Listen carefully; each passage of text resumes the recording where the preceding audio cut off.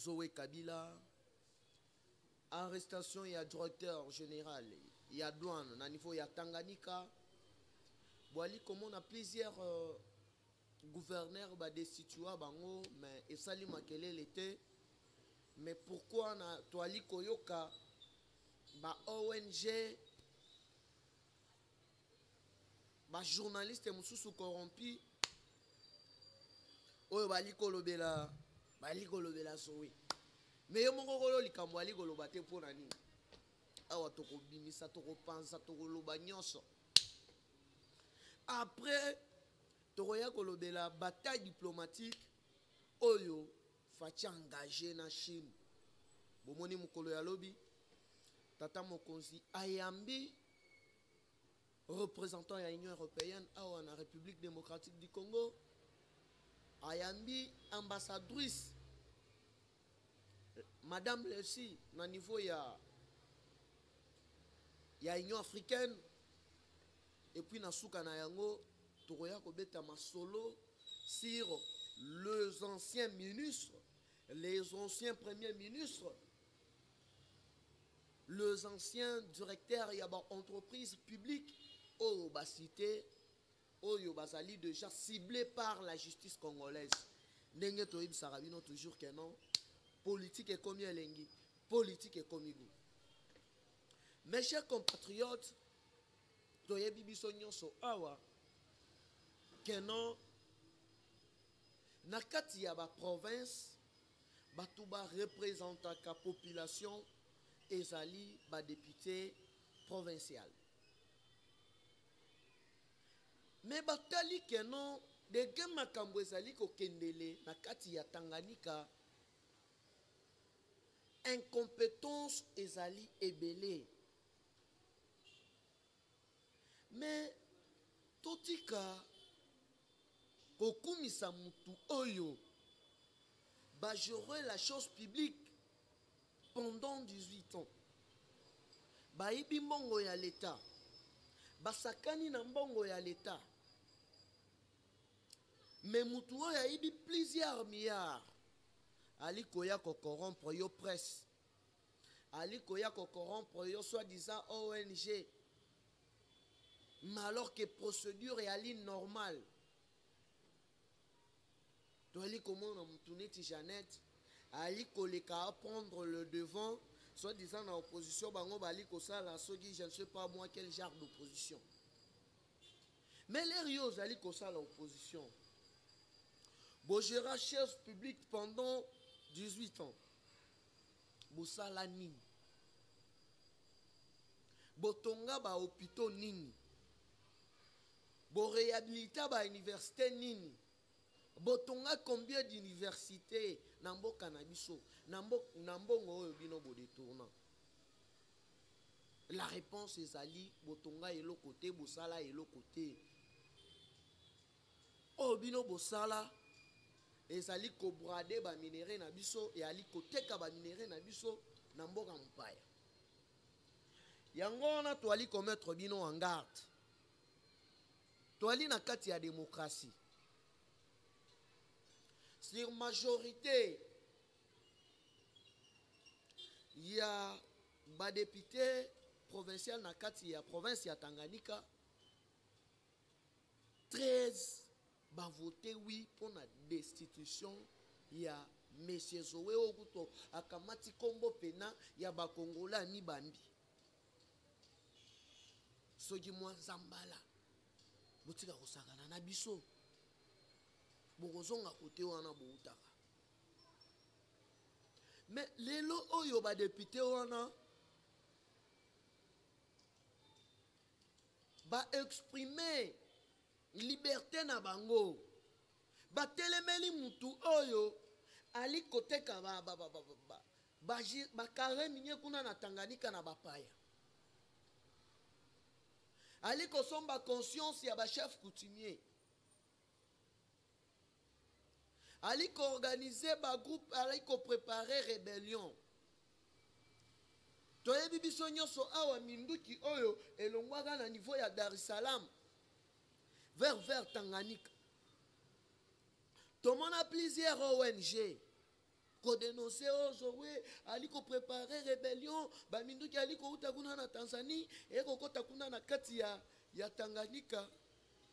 Mais lelo ba député wana bazui courage ya ko dénoncer parce que toali na kati ya démocratie.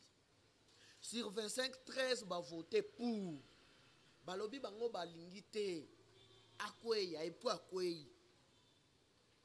Balandi 12 oyo bandimaki na bango corruption oto ko participer te. Toali na kati ya démocratie. Bango baboyi na bango ko participer te. Batiki bango ba participer te. Majorité oyo participaki ba voter na bango monsieur ba destituer ba violer nini. L'air ba destituer ki ma wesha awa na nini na Kasai.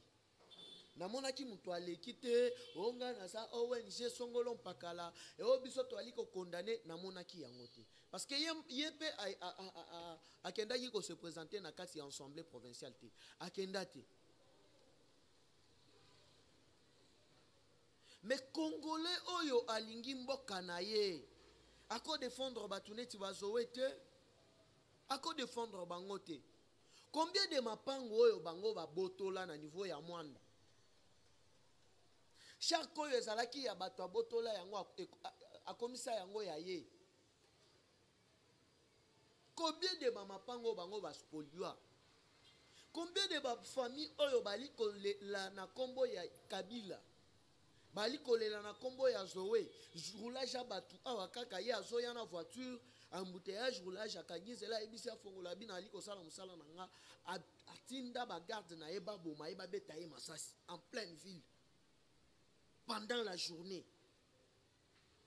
Na mona ONG morote aya oteno boyena boy non.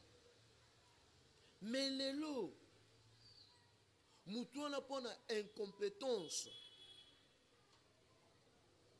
parce que peuple mutu est s'exprimer. Mais nali komona batu mususu bali ko se permettre ya kosala ba sortie médiatique ya koloba di n'importe quoi biso tokotikela mutu tonté. Démocratie ezali en marche. Musala yali kosalema ndenge sengeli. Donc azali déjà ya kolongwa. Donc azali libre ya ko saisir cour ya cassation, azali libre ya ko saisir cour constitutionnelle pour na représenter ba moyen na ye ya défense. Alors banzuzi tant que toali na kati ya démocratie bango bakotala bakozongisa ye to bakozongisa ye te parce que procédure ya la ki normal. Mais mutuneti Jeannette akoloba te bokamata awa Jean-Marc boye kosala bokotisi plénière na minuit pour na ko destituer kaka Jean-Marc Kabunda. Wana violation ezalaki te wana ezalaki respect ya état de droit.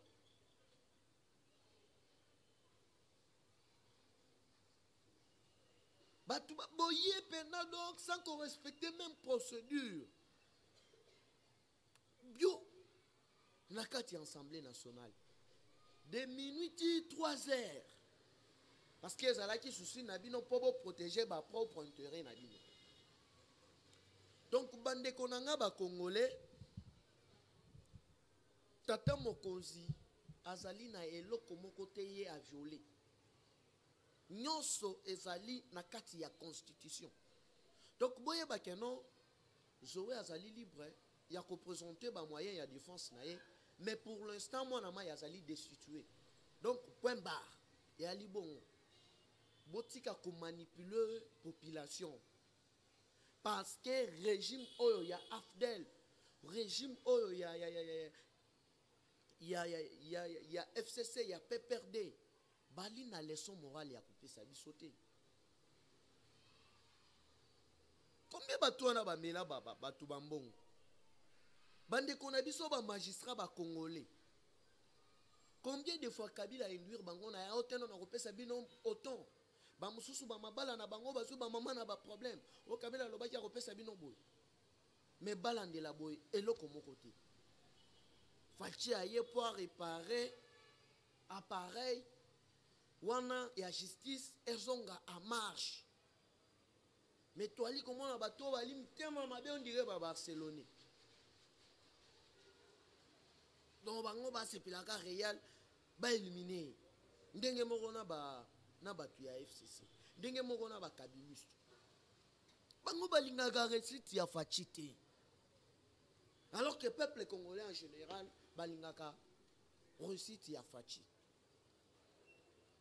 Donc, et le comment roté ali violé destitution ya Zoé balandi procédure normale. Azali libre ya procédure paix justice. Donc côté wana boye ba keno mwana mai musala ici. Et plus grave, il y a été directeur ya Tanganyika. Il y a douane bakangi. Pourquoi bakangi? Plusieurs conteneurs et kotakawana et bimaka et futaka nango pas côté pour nani po eza ya Zoé. Même boke kotambola ndenge nini.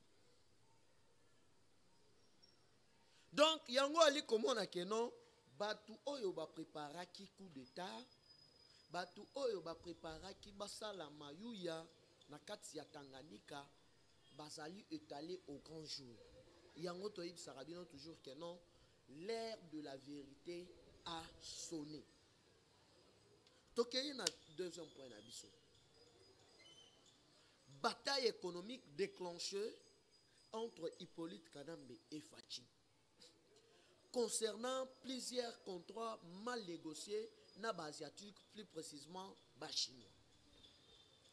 Mukolo ya lobi bomoni Tata Mokonzi ayambi représentant ya Union européenne awa na Kinshasa, Jean-Marc Chantigny ayambi madame ambassadrice na niveau ya Union africaine, madame Jessie oyo bayaki ko apporter ye soutien na ye, puis bazali d'accord na bras de fer oyo ye engagé na la Chine na ba contrat mal négocié oyo Kabila signaki na se ya Luenge na se ya sentiment na Chine na basiatique ya babanda ko exploiter ba minéraux na biso ndenge bango balingi.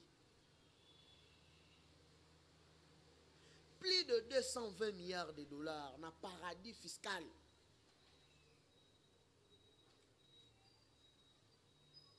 Sikoyo RDC budget ezalaki ya combien? Il y a 4 milliards. Ataki mutema mabe bongo bato ba Congolais. Hôpitaux ya Malonga botongi te. Ba hôpitaux ya Malonga botongeli ba Congolais te. Atako ko réhabiliter ta hôpital moko bosali yango te. Atako tia peinture na camp militaire moko bosali yango te. Ko tia peinture ne fiske ata na université moko bosali yango te. Mais boali ko sepela ko mbongo ya RDC. Kotonga libanda ko investir na Rwanda, ko investir na Tanzanie. Mbongo na biso. Et osimba te. Yango bomona ki na prise ya pouvoir ya Tata Mokonzi. Ba chinois batali place nini bakokotela ba dépêcher ministre ya affaires étrangères. Fachi aboyi invitation ya Chine kokende na Chine ba bengisaka ye aboyi kokende. Les aboyi batindi ministre na bango awa ya affaires étrangères. Aya ko convaincre Fachi na solde ya liboso oyo déjà ba pesaki Hippolyte 70 milliards de dollars américains. Na contrat na bango ba signaki frauduleusement il y a 220 milliards. Facha lobi nyate kolekate. Ba contrat wana nga na yebi makambo wana te. Donc ndenge ali wana il faut ba attaquer yango sikoyo na kati ya Assemblée nationale. Yango na ali ko senga na ba député nyonso. Biso peuple to vota bino pona intérêt na biso pona kolobela biso na kati ya parlement. Koboya ko annuler changement ya code minier oyo Kabila changeaka na profit ya basiatique, c'est trahir la nation, c'est trahir le peuple congolais. Yango na li ko senga na ba député nyonso l'air to ko koma na tango ya ko annuler ba contrat wana ya ko voter pona ko changer code minier oyo kozala na intérêt ya peuple congolais. yeba ke non beaucoup kota na histoire et puis peuple biso peuple to kobetela bino maboko yango bomoni ke non bato wana bazalaki prêt ya ko créer insécurité avec ba partenaire na bango ko créer insécurité na est ko ya ko former ba groupe ya bakatakatanga mais heureusement que non Fachi azali ya Nzambe oyo il faut bo retenir bandeko nanga ezali ete États-Unis na Union européenne ba appuyer Fachi na bras de fer oyo aboyi ba contrat ya lukuta oyo Kabila signaki na Chine oyo ezali kutu na intérêt mon côté ya peuple congolais na kati mais au contraire ezali na propre intérêt na ye moko personnel na clan na ye yango bomoni na réunion oyo ya kala mingi te awa procureur asalaka na ministre ya justice na honneur na plusieurs structures ya ba magistrat na ba avocat congolais qui salume banda ndenge ali wana to ali kokota mbala moko na 3e point place to rochitele boyeba banani bazali cible ya justice bandeko balandi ya Congo bwanya awa bokoyeba ete ndenge ali wana Adolphe Muzitu kala mingi te akokende ko se présenter liboso ya banzuzi pona ko expliquer biso 300 maisons oyo ye atonga le premier ministre le plus médiocre tellement les ridicules ne tuent pas en RDC ali koleka koloba di n'importe quoi alors qu'il ali même pas d'honneur de leçons kotala mutuneti lisanga bonganga un aventurier un mafieux un corrompu un kabyliste du sang des lois commis d'honneur il y a leçon onga ali kosala opposition va te faire foudre monsieur awa boko comprendre que non denge ali wana toali na Adolphe Muzitu oyo kala mingi te akokende liboso ya banzuzi pona ko expliquer biso mes gestion ye asala ko supprimer structure ya IGF oyo collaboraka nzela moko na présidence pona ko traquer ba voleur ba détourneur ya biloko ya l'état IGF ebandaka kozala na époque ya Kabila te lelo batu bakomi kobanga IGF koleka na bana mura na kala Matata Mponi babengisi Janine Mabunda ba dossier na bango tu na mesa Bahati Lukwebo ba dossier na mesa toye na ba directeur ya ba entreprise ya l'état